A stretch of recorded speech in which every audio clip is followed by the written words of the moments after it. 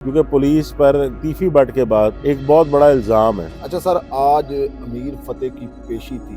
अमीर फतेह की गुज़िश्ता साल 10वें महीने इसने पहली ज़मानत ली अपनी अबूरी और अदम पैरवी पर इसकी बेल जो है वो कैंसिल हो गई थी। उसके बाद पुलिस ने 2 दफ़ा इसके घर पे रेड की। अमीर मौसब है, उसकी बेल तो बेशक कन्फर्म हो चुकी हुई है, लेकिन सारी प्लानिंग उसकी थी। आरब भट्टी जो उसका मुलाजिम था, उसके थ्रू शूटर से मुलाकात हुई थी। तो पुलिस ने अपनी तफ्तीश में ये लिखा कि अमीर फतेह और अमीर मौसब एक ही घर में रहते हैं। तो ये मुमकिन नहीं है कि अगर कुछ कत्ल की प्लानिंग हो रही है या इस तरह हो रहा है तो अमीर फतेह के इलम में ना हो। तो तीसरी पेशी पर जो है वो अदालत ने खारिज करके उसकी बेल तो उसकी गिरफ्तारी के अहकाम जारी किए, लेकिन उससे पहले जो अमीर फतेह है वो हाजिरी लगा के अदालत से जा चुके हैं। देखिए, रेड तो अभी कुछ देर पहले हुई है। हम आज बैठे इंचार्ज इन्वेस्टिगेशन इचरा और इंचार्ज इन्वेस्टिगेशन जो मॉल टाउन है वो दोनों भारी नफरी लेकर गए थे। डीएसपी इन्वेस्टिगेशन इचरा जो कमर अब्बास वो भी साथ थे। अड्डे पर ताले लगे हुए हैं। इन दोनों के मोबाइल नंबर भी बंद है। इनके 3 मुंशी जो है वहां से पुलिस ने हिरासत में लिए।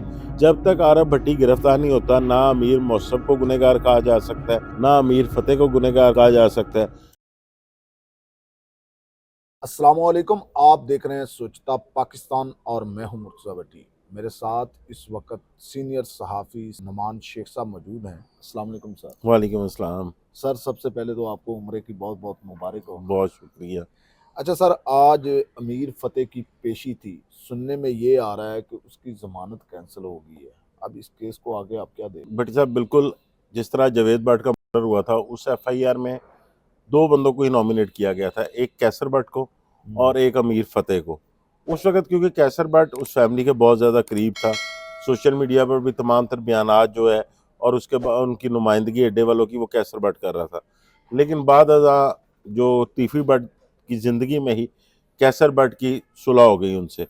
तो फिर इनके जो बेटे थे इस मुकदमे के, जो मुद्दई हैं हमज़ा, उनके बयान पर कैसर भट्ट को इस केस से निकाल दिया गया, लेकिन अमीर फतेह वहीं पर स्टैंड कर रहा था। अमीर फतेह की गुज़िश्ता साल 10वें महीने इसने पहली ज़मानत ली अपनी अबूरी। उसके बाद इसने 12वें महीने में दोबारा ज़मानत नहीं ली और अदम पैरवी पर इसकी बेल जो है वो कैंसिल हो गई थी। उसके बाद पुलिस ने 2 दफ़ा इसके घर पे रेड की, लेकिन पुलिस की इतनी देर में जो जॉइंट इंटेरोगेशन टीम बनी हुई थी, जिसकी सरबराही जो है वो तो एसपी सदर मौज़म कर रहे हैं, मियां मौज़म, डीएसपी इन्वेस्टिगेशन रायवंड शाहजेब खान और डीएसपी इन्वेस्टिगेशन इचरा कमर अब्बास हैं, वो इसमें शामिल थे। इससे पहले जो इंचार्ज इन्वेस्टिगेशन इचरा थे यासर, वो भी शामिल थे, लेकिन अब वो चेंज होकर हमाद भट्ट जो है वो इंचार्ज इन्वेस्टिगेशन इचरा आ गए। तो इन सब ने अपनी तफ्तीश में ये लिखा था कि क्योंकि जो अमीर मौसब है उसकी बेल तो बेशक कन्फर्म हो चुकी हुई है, लेकिन सारी प्लानिंग उसकी थी। आरब भट्टी जो उसका मुलाजिम था, उसके थ्रू शूटर से मुलाकात हुई थी और शूटर्स ने घर और कुछ पैसों के एवज जो है वो जावेद भट्ट का कत्ल किया, लेकिन आरब भट्टी उसके बाद मिसिंग हो गया। तो पुलिस ने अपनी तफ्तीश में ये लिखा कि अमीर फतेह और अमीर मौसब एक ही घर में रहते हैं। तो ये मुमकिन नहीं है कि अगर कुछ कत्ल की प्लानिंग हो रही है या इस तरह हो रहा है तो अमीर फतेह के इलम में ना हो। इस वजह से अमीर फतेह को इस बिना गुनहगार लिखा गया। सारी जो जॉइंट इंटरोगेशन थी और वही तफ्तीश जब अदालत में पेश की गई तो तीसरी पेशी पर जो है वो अदालत ने खारिज करके उसकी बेल तो उसकी गिरफ्तारी के अहकाम जारी किए, लेकिन उससे पहले जो अमीर फतेह है वो हाजिरी लगा के अदालत से जा चुके थे। शेख साहब, आपने अभी कहा है कि इसे मशवरे के अंदर रखा गया, हालांकि इसके ऊपर नामजद एफआईआर है 302 की। बट साहब, वो जो उस वक़्त हक़ाइक़ सामने आए थे ना, उसमें जो बयान दिया गया था या जिस पर मुकदमा दर्ज हुआ था, उसमें ये था कि अमीर फतेह मौके पर मौजूद हैं। लेकिन जो पुलिस तफ्तीश में चीज़ सामने आई, जो पुलिस वालों ने बताया कि जो सीडीआर निकलवाई गई या इसके अलावा जो सीसीटीवी कैमरों की फुटेज आई, क्योंकि दोनों शूटर जो थे, एक उसमें जो शूटर था अज़हर था उसका नाम, और एक और शूटर था। ये दोनों शूटर्स जो हैं ये मोटरसाइकिल पे आके फायरिंग करते हुए, फायरिंग करने की फुटेज नहीं थी क्योंकि वहाँ पे कैमरे ख़राब थे, लेकिन इनके वहाँ से फ़रार होने की फुटेज शामिल थी, जिस बिना पर इनको गिरफ्तार किया गया। तो पुलिस ने 1 बाय 1 कैनाल रोड के और जहाँ तक ये फ़रार हुए सारे कैमरे ट्रेस किए। वहाँ पर अमीर फतेह की मौजूदगी नहीं पाई गई थी और इसके साथ-साथ जो सीडीआर थी उसमें भी अमीर फतेह वगैरह वो उस वक़्त मौके पर नहीं थे। तो इस वजह से उसका 302 से जो है पुलिस ने उसको 109 में रखा है और घर में क्योंकि दोनों भाइयों का मशवरा डाला गया है तो दोनों भाई 109 में है, अमीर फतेह भी और अमीर मौसब भी। अच्छा शेख साहब, जैसा आपने कहा कि जमानत उसकी कैंसिल हो गई है, तो क्या अब रेड होगी गिरफ्तारी के लिए? देखिए, रेड तो अभी कुछ देर पहले हुई है। हम्म। जो हमाद भट्ट है इंचार्ज इन्वेस्टिगेशन इचरा और इंचार्ज इन्वेस्टिगेशन जो मॉल टाउन है, वो दोनों भारी नफरी लेकर गए थे। डीएसपी इन्वेस्टिगेशन इचरा जो कमर अब्बास वो भी साथ थे। अड्डे पर ताले लगे हुए हैं। इन दोनों के मोबाइल नंबर भी बंद है। इनके 3 मुंशी जो है वहां से पुलिस ने हिरासत में लिए। अब पुलिस उनसे पूछगिछ करेगी कि ये कब के गए हुए हैं, कहाँ गए हुए हैं, और उसके बाद पुलिस अपना आगे तरीकाकार अपनाएगी। मेरा ये ख्याल है कि अब जो अमीर फतेह है वो हाई कोर्ट से रुजू करेंगे वहाँ से ज़मानत के लिए, और वहाँ पर अब फैसला होगा कि इनकी ज़मानत एक्सटेंड होती है, दोबारा मिलती है या खारिज होती है। लेकिन उतनी ही देर पुलिस जो है इनके घर पे अब रेड ज़रूर करती रहेगी। अच्छा शेख साहब, आपको क्या लगता है अमीर फतेह को हाई कोर्ट से जमानत मिल जाएगी?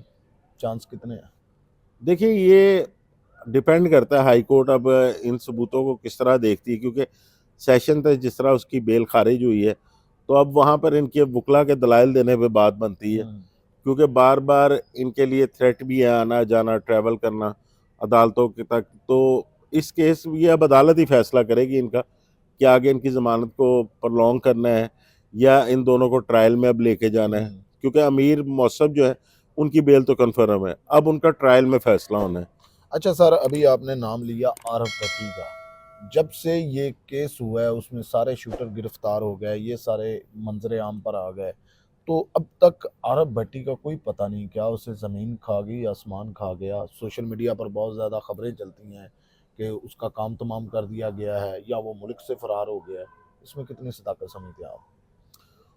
देखिए भट्टी साहब, सोशल मीडिया पर तो आप जितनी मर्जी बातें कर लें, बेसिकली तो ये काम इदारों ने करना है कि आरव भट्टी को किस तरह गिरफ्तार करना है। क्योंकि आरव भट्टी एक उसने ब्रिज का रोल प्ले किया हुआ है इस केस में, जावेद भट्ट के मर्डर में।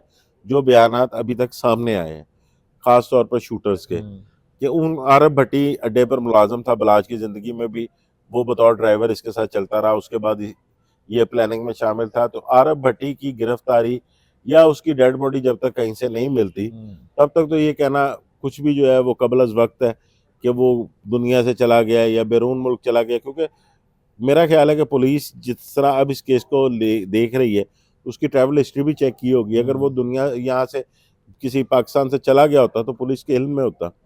लेकिन जिस तरह बलाज के मर्डर के बाद बहुत देर तक गोगी भट्ट मंजरे आम से गायब रहे और फिर उसके बाद गायब हो गए, हो सकता है अरब भट्टी भी कहीं पनाह लिए हुए हो भी। मंजर आम पर आ जाए अचानक। देखिए, आना ही पड़ेगा। जो खून है वो कभी छुपता तो नहीं है। अच्छा सर, एक खबर ये भी चल रही है जो मरकजी शूटर था अजहर, उसको कोई 5 मरले का मकान भी लेकर दिया गया है। इस हवाले से कोई खबर है? देखिए, ये तो बातें सामने आई थी कि जिस वक्त आरब भट्टी ने अमीर मौसम से मिलवाया था अजहर को, तो तफ्तीश में पता चला था कि जो डील डन हुई है उसमें इन शूटर्स को 5-5 मरले का कोई घर दिया जाना था या कोई पैसे दिए जाने थे। लेकिन उससे पहले ही शूटर वगैरह गिरफ्तार हो गए और अब तो वो बेल पर हैं। तो मुझे इसका आइडिया नहीं है उनको कोई मिला भी है कि या क्या डील डन हुई थी, क्योंकि इन सारी बातों का महवर जो है वो आरब भट्टी है।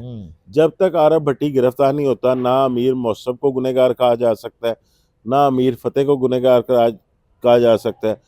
शूटर्स जो है उन्होंने तो मर्डर किया है, उनका तो ट्रायल होगा लाजमी, क्योंकि गोली तो चली है, इंसान का कत्ल हुआ है, तो वो तो किसी ना किसी को उस पे वो उसके सर आएगा जिसने किया होगा।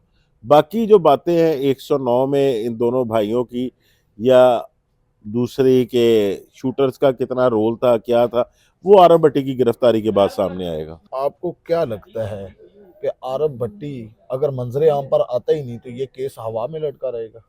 नहीं, देखें, केस हवा में तो नहीं होगा, क्योंकि भट्टी साहब इसका ट्रायल तो होगा। अभी तो जो दलाइल वकला की जानिब से वो सेशन अदालत में दिए जा रहे हैं। जिस वक्त इसको ट्रायल के लिए ले जाया जाएगा आगे, तो वहाँ पर शूटर्स के भी दोबारा बयान होने हैं, पुलिस तफ्तीश भी सामने आनी है, जो 109 में मुलजमान हैं उनके भी बयानात होने हैं। तो उस वक्त अदालत से फैसला तो लाजमी होगा इसका, क्योंकि एक इंसान का कत्ल है, उसके कातिल जो है वो मुबैना तौर पर जो कातिल थे दोनों शूटर्स वो पकड़े भी गए। तो पीछे प्लानिंग की थी किसकी थी ये अब जो वकला है उनके दलाइल के बाद या अदालत सुनने के बाद फैसला करेगी।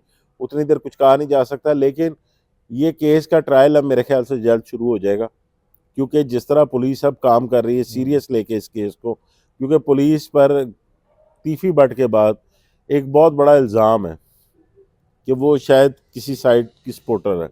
तो पुलिस अब मेरे ख्याल से वो इल्ज़ाम अपने सर पे नहीं लगने देगी। जो भी इस केस का फैसला होता है वो करवाएगी ज़रूर।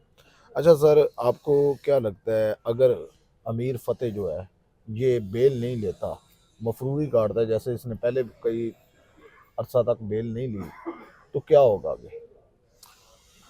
देखिए भट्टी साहब, मेरा ख्याल है कि ये हाई कोर्ट से रुजू करेंगे, अब बेल की दरख्वास्त करेंगे, क्योंकि इसी केस में अमीर मौसफ की बेल कंफर्म हो चुकी हुई है। तो मेरा ख्याल है कि हाई कोर्ट से इन्हें भी रिलीफ मिलेगा। और कारोबारी लोग हैं, पढ़े लिखे हैं, खुद बैरिस्टर हैं दोनों भाई, तो कानूनी पेचीदगियों को बेहतर समझते हैं। तो इस केस का सामना ज़रूर करेंगे ये, क्योंकि ऑब्वियसली इन्हें भी आइडिया होगा कि इन्होंने किस सिम से जो है वो अदालत में दलाइल देने हैं, या इनकी जानिब से जो वकला हैं वो क्या किस तरह इस केस को परसू करेंगे। लेकिन मेरा ख्याल है कि मफरूरी वाली साइड पे ये इस तरह नहीं जाएंगे, केस का सामना करेंगे। अच्छा सर, मैंने हमजा भट्ट का इंटरव्यू किया, जावेद भट्ट मरहूम के बड़े बेटे का, तो उन्होंने ये बात बड़े ज़ोर देकर कही कि हमारा मेन और मरकज़ी जो शूटर है वो अमीर फतेह ही है, बाकी लोगों को हम नहीं जानते। तो आपको क्या लगता है कि अब ये केस किस तरफ जाएगा, क्योंकि पुलिस तो कह रही है मशवरे के अंदर है? देखिए, ये तो अब अमीर फतेह की गिरफ्तारी पर ही पता चलेगा, हम्म। या वो शामिल तफ्तीश होते हैं तो उनका क्या बयानात आते हैं, उसकी रोशनी क्या होती है। देखें, जो एफआईआर है, एफआईआर में जो जावेद भट्ट हैं उनकी अहलिया भी जख्मी हुई थी, और उनके बयान पर यह मुकदमा दर्ज हुआ था, जिसमें उनका ये कहना था कि अमीर फतेह जो है उस उनको मैंने खुद देखा है। तो उनकी अहलिया उस वक्त जख्मी हालत में थी, तो वो ये तो नहीं हो सकता कि उन्होंने पहचाना ना हो। लेकिन इसको साबित करने के लिए भी ये अब अदालत में दलाइल रखने पड़ेंगे इन्हें कि क्या वजूहात थी, किस तरह जो है वो सामने आएंगे। बहुत मेहरबानी शेख साहब। नाजरीन, आपने मुकम्मल प्रोग्राम जाना कि किस तरह अमीर फतेह की जो बेल है वो कैंसल हो चुकी है, आगे क्या मामलात होंगे। जब तक इस केस का एक अहम रोल आरफ भट्टी मंजर आम पर नहीं आता, तब तक शायद ये केस हवा में लटका रहे। आप अपनी राय का इजहार कमेंट बॉक्स में ज़रूर करना। इसी के साथ मुझे और शेख साहब को दीजिएगा इजाज़त। अल्लाह हाफिज़।